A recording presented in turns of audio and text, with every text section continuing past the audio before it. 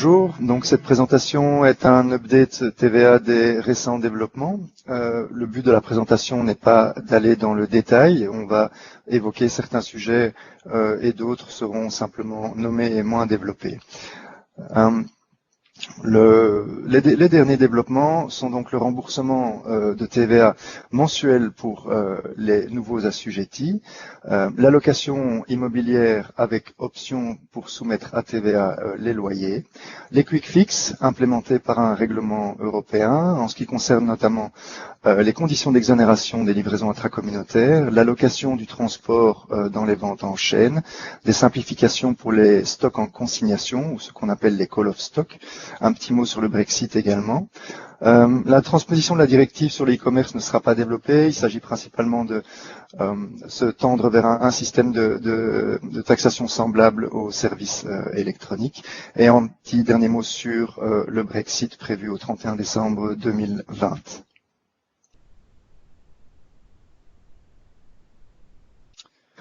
Alors l'administration autorise à présent, afin d'aider les assujettis qui débutent leur activité, d'obtenir le remboursement mensuel de la TVA afin d'éviter un préfinancement trop long. Les conditions sont évidemment strictes. Il faut que l'activité ait débuté depuis moins de 2 ans.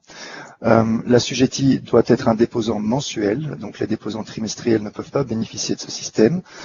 Il doit évidemment y avoir un crédit d'impôt mensuel en faveur de l'assujetti et ce crédit doit être d'un minimum de 245 €. Cette simplification doit également faire l'objet d'une demande auprès de l'administration de la TVA.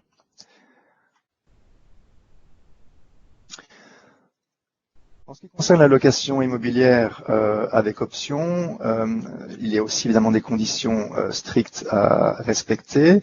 Cette mesure est en application depuis le 1er janvier 2019. Alors sont visées toutes les locations professionnelles, c'est-à-dire au bénéfice de locataires assujettis, qu'ils soient exemptés ou pas, mais il faut qu'ils aient une activité économique visée par le code de la TVA. Le bâtiment concerné doit être une construction neuve. On entend par là que la TVA qui a été encourue sur les travaux ne peut pas être devenue exigible avant le 1er octobre 2018. Les entrepôts ne sont pas visés par cette condition et l'option est possible même pour les anciens bâtiments lorsqu'il s'agit d'entrepôts. L'option peut également être exercée sur une partie de bâtiment à condition que celle-ci puisse fonctionner d'une manière indépendante du reste du bâtiment.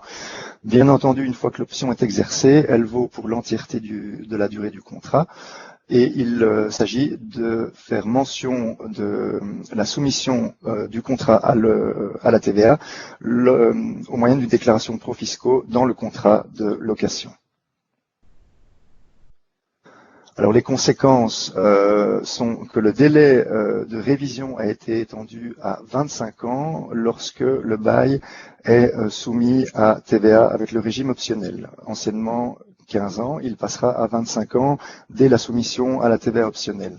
Le délai de révision commence à partir du 1er janvier de l'année de mise en service. Et évidemment, l'avantage est que le bailleur peut bénéficier d'un droit à déduction sur les travaux de construction de l'immeuble qui sont donnés en location avec TVA. Alors, bien entendu, il y a une série de mesures à prendre. Il s'agit de lister tous les baux existants afin d'évaluer le régime qui peut leur être appliqué.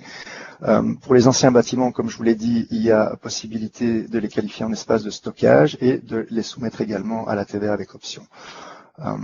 Donc il s'agit de revoir ces contrats, d'insérer évidemment la déclaration, comme je vous l'ai expliqué, dans le contrat et évidemment de prévoir une protection suffisante pour le bailleur au cas où le locataire ne respecterait plus les conditions. Par exemple, il n'affecterait plus le bâtiment loué à son activité économique, ce qui rendrait caduc l'exercice de l'option.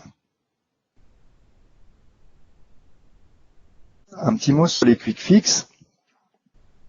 Alors, les conditions d'exonération des livraisons intracommunautaires ont été renforcées d'une condition supplémentaire. Les 2 conditions qui existaient auparavant demeurent.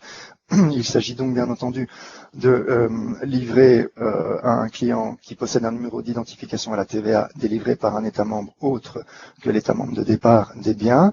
Le fournisseur doit bien entendu être en mesure de pouvoir démontrer que les biens ont physiquement quitté le territoire d'un État membre à destination d'un autre État membre. Et la troisième et nouvelle condition est le numéro d'identification à la TVA de l'acquéreur qui devient une condition de fond. Il y a également, évidemment, introduction de présomption légale en ce qui concerne le transport. Je vous renvoie aux documents de destination.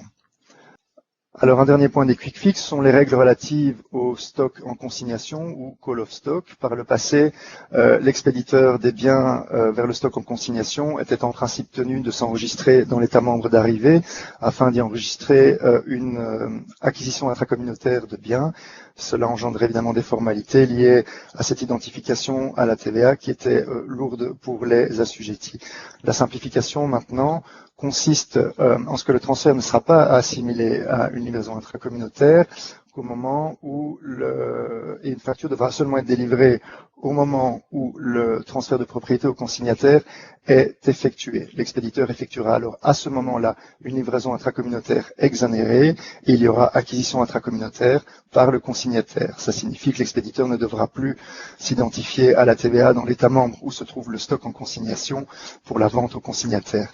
La facture, qui doit évidemment faire référence à l'article 12 ter, paragraphe 3 du Code, devra être émise et le régime s'applique si la vente a lieu dans les 12 mois suivant le transfert. Si ça n'était pas le cas, alors une acquisition intracommunautaire devrait être en principe faite.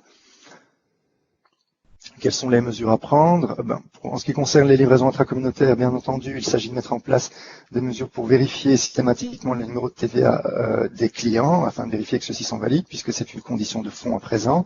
En ce qui concerne la preuve du transport, il est nécessaire d'avoir également une procédure interne en s'assurant qu'il est possible de pouvoir démontrer que les biens ont effectivement été transportés d'un État membre à un autre, que ce soit par le vendeur, par l'acquéreur ou pour leur compte. En ce qui concerne les ventes en chaîne, il y a également une simplification puisque dorénavant, le transport sera d'office alloué à la relation entre le vendeur et le premier acquéreur qui délivre un numéro de TVA différent de celui de l'État membre de départ des biens. Donc cela nécessite de revoir évidemment les accords logistiques, le paramétrage du système ERP, le reporting, etc. Attention aux opérations triangulaires, le UK en principe ne sera plus dans l'Union et sera considéré comme un pays tiers à partir du 31 décembre 2020. En ce qui concerne le call of stock, il s'agit évidemment d'analyser tous les stocks en consignation au sein de l'Union européenne et d'appliquer les nouvelles mesures de simplification. En ce qui concerne les stocks en consignation qui se trouvent chez des clients anglais ou envoyés par des fournisseurs anglais, là aussi, il y aura en principe des changements puisqu'ils ne seront plus dans l'Union. Ça fera l'objet de discussions ensuite. En ce qui concerne le Brexit, justement, vous pouvez visiter notre microsite avec toutes les dernières mises à jour sur ce sujet. Donc voilà l'adresse de notre microsite. Simplement, retenez bien entendu qu'il faut anticiper la sortie de la Grande-Bretagne de l'Union européenne. Ça a des implications en matière de TVA, bien entendu, puisqu'on ne parlera plus de livraison et d'acquisition intracommunautaire, mais bien d'importation et d'exportation de biens, ce qui signifie qu'il y aura des implications en matière de douane également. Il faut s'assurer que tout est mis en place en Angleterre afin que les coûts supplémentaires liés aux formalités douanières, etc., droits de douane, soient prévus dans les contrats entre les parties.